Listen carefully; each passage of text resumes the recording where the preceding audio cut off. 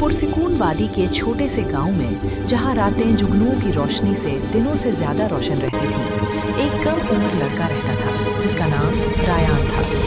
गांव वाले उसे चिराग वाला लड़का कहते थे, क्योंकि वो हमेशा अपनी नानी का दिया हुआ एक जगमगाता चिराग साथ रखता था।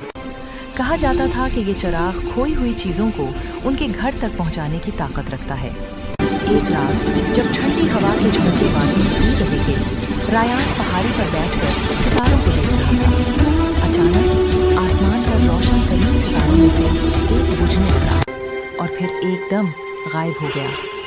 इसी लम्हे एक नन्हा सा चमकदार वजूद आसमान से गिरता हुआ रायान के कदमों के पास आ ठहरा।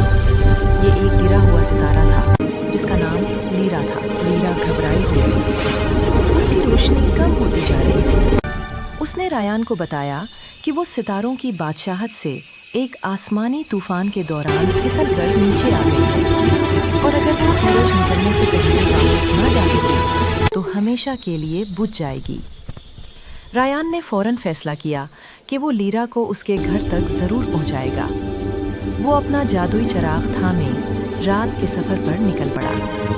उनकी पहली मंजिल थी सरगोशियां करता जंगल, जहां दरख्त हल्की मौसीकी जैसी आवाज़ों में बातें करते थे। वहां उनकी मुलाकात एक शरारती हुआ के जिनसे हुई जिसका नाम पिफिन था।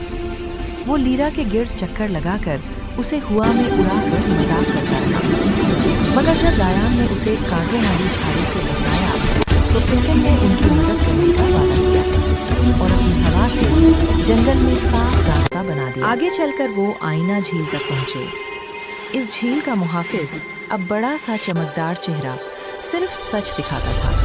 उसने रायान को आगे बढ़ने के लिए एक पहेली का जवाब देने को कहा। रायान ने सच्चाई से अपना सबसे बड़ा खौफ बताया, अकेला रह जाना।